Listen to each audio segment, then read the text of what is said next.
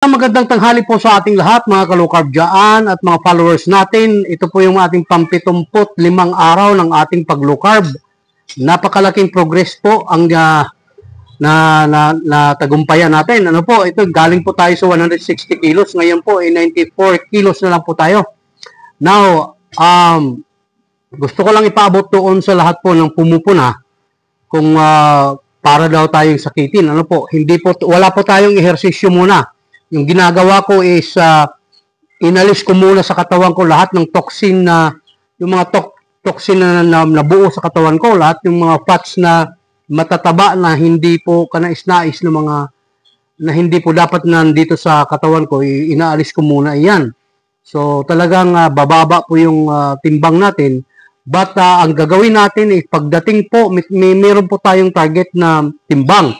Pagdating po natin sa 85 kilos, magsisimula na po tayo magbuhat, yung mag-weights, ano po. But now, maraming salamat. Tanghalian na, kainan na tayo.